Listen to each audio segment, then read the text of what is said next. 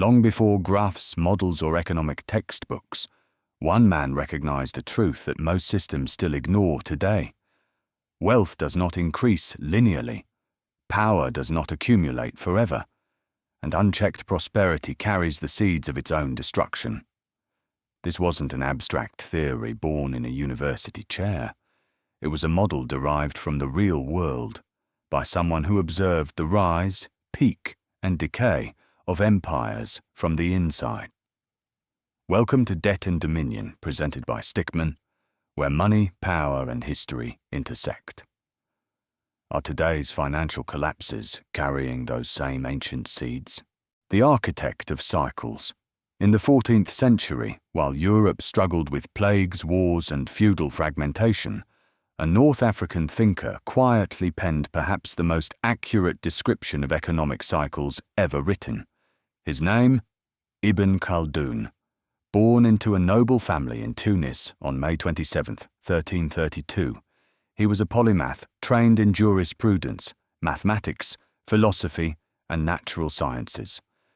Our focus here is his explanation of why economies expand, how states grow wealthy, and why they ultimately collapse under their own weight. The organic system.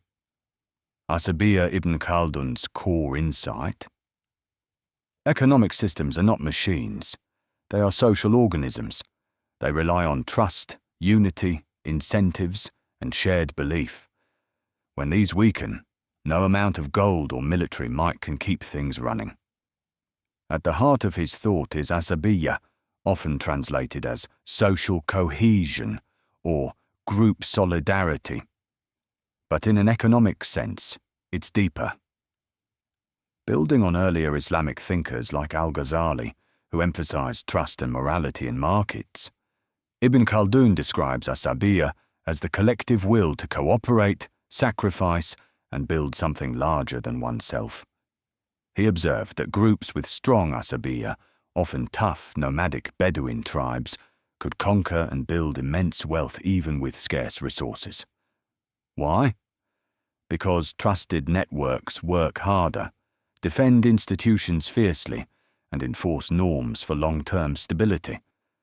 Wealth wasn't the cause of their success. It was the byproduct of a social structure that made high productivity and cooperation possible. But success changes everything. The decay of success. Over generations, typically 3 or 4, about 120 years in his observation, the dynamic flips. As wealth piles up, elites detach from the productive base. Rulers isolate themselves in luxury. Bureaucracy explodes. Positions go to family and cronies, not merit. The discipline that forged the empire softens into comfort.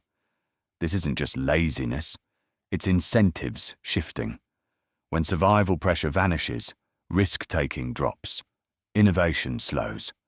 Extracting from the existing system becomes easier than creating new value. The state lives off past achievements, not current production. Ibn Khaldun saw this in the dynasties he knew. The initial conquerors are hardy and unified. Their grandchildren are soft courtiers. By the great-grandchildren, the cycle ends in weakness and overthrow by a new group with fresh Asabiyyah. I know what some of you are thinking. Doesn't this sound like Marx? The economic base determining the superstructure. Sure, superficially, Marx saw class struggle and material conditions as the driver. But dig deeper, Marxism is purely materialist. Ibn Khaldun centers the human and social spirit, Asabiyyah, as the true engine. Marx predicts revolution from below. Ibn Khaldun sees inevitable generational decay from within. They're not the same. Back to the cycle. The taxation trap. Nowhere is this clearer than in taxation. The paradox Ibn Khaldun nailed centuries before the Laffer curve. Early in a dynasty, taxes are low. People work hard, trade freely, invest boldly because rewards outweigh burdens. Activity booms leads to total revenue rises, even from modest rates.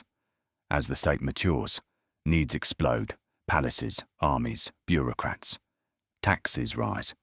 Revenue still climbs, at first. But high taxes kill incentives. People work less, hide income, stop investing. The tax base shrinks. The states fix? Raise taxes more. Each hike accelerates decline. The empire becomes poor not from collecting too little, but from trying to extract too much from a dying economy.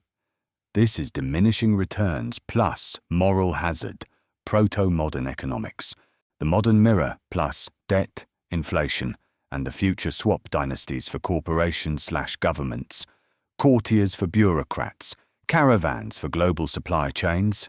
The logic holds. Today, Asabiyyah is trust in institutions, faith in fiat currencies, willingness to cooperate in massive systems. When strong, economies boom. When weak, everything turns transactional. Short-term extraction dominates. Enter financialization. Wealth from position/rent seeking, not value creation, like sedentary elites. Growth slows, but promises, pensions, entitlements, stay. Solution? Debt, deferred taxation.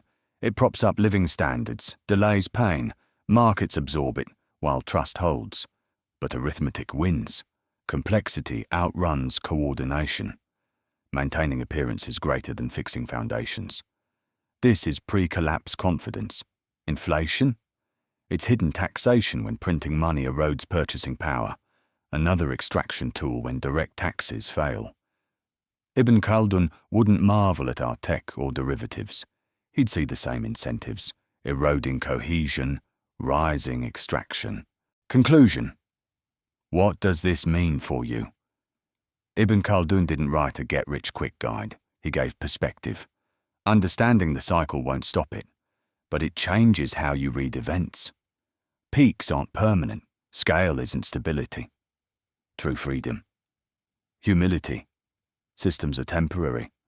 Trust is fragile. Solidarity greater than any asset. Hold trust and morality high leads to prosperity endures. When they crack, collapse starts quietly, long before headlines scream it. His genius. He made the invisible visible. Once seen, it loses terror. If this shifted your view on where we stand in the cycle, hit subscribe. History is the mirror. Stay with us. I'll keep showing you exactly where to look.